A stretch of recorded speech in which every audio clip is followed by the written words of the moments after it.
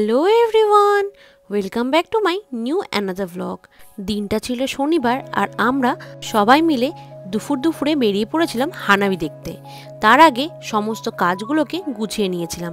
প্রথমে চলে গিয়েছিলাম কিছু সবজি কেনাকাটি করতে, আর ওখানে গিয়ে আমার চোখে পড়লো এই লম্বা লম্বা মেটে আলুগুলো। এগুলো নাকি মেটে আলু, আমি তো জানতামই না। ওই আগের দিন আমার বর বলছিল এই লম্বা লম্বা এগুলো নাকি মেটে আলু। যাই হোক, তারপরে পটকা ফলের মতন কি ফল এগুলো জানি না, এগুলোকে দেখে আমি তো অবাক হয়ে গেলাম। আরও অবাক হলাম এর দামগুলো দেখে। তারপর সব কিছু কেনাকাটি কমপ্লিট করে আমরা তাড়াতাড়ি করে বাড়ির দিকে রওনাও দিয়ে দিয়েছিলাম। আর বাড়ি এসে প্রথমেই বসে গেলাম কাজ করতে, কারণ নেক্সট দিন সানডে, আর সানডে আমাদের বারবিকিউর প্ল্যান আছে। তাই তাড়াতাড়ি করে সমস্ত কিছু গুছিয়ে আমরা ওই দুপুর বেরিয়ে পড়লাম সবাই মিলে হানাবি দেখতে। হানাবি হলো বাজির উৎসব, আর আমি জাপানে আসার পর এই প্রথম হানাবি উৎসবে গেলাম। ওখানে পৌঁছাতেই প্রথমে স্কাই ট্রি নজরে পড়লো। ওই যে দূরে দেখতে পাচ্ছেন ওটাই হলো স্কাই ট্রি।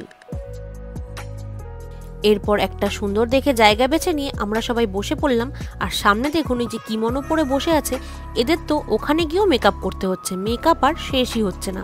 এরপর সন্ধে হতে না হতেই সুন্দরভাবে চাঁদটা উঠতে থাকলো, আর আমরা চাঁদ দেখতে দেখতে ওয়েট করছিলাম হানাবির। হানাবি হওয়ার কিছুক্ষণ আগেই শুরু হলো প্রচণ্ড পরিমাণে প্রাকৃতিক দুর্যোগ। যেই পরিমাণে বিদ্যুৎ চমকাচ্ছিল, সাথে বাজও পড়ছিল, আর ঝিরিঝিরি করে বৃষ্টি শুরু হওয়াতে হানাবি প্রোগ্রামটা ক্যান্সেল হয়ে গেল। প্রায় 16 কিলোমিটার সাইকেল চালিয়ে এসেছিলাম এই হানাবি দেখতে দুপুরবেলা, আর সন্ধ্যাবেলায় এরম খবর শুনে মনটা বেশ খারাপ হয়ে গেল।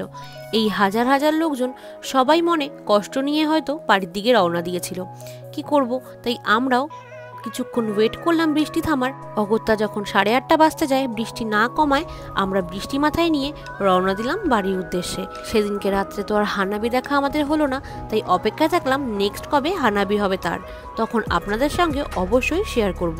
ততদিন ভালো থাকবেন আর সুস্থ থাকবেন। টাটা।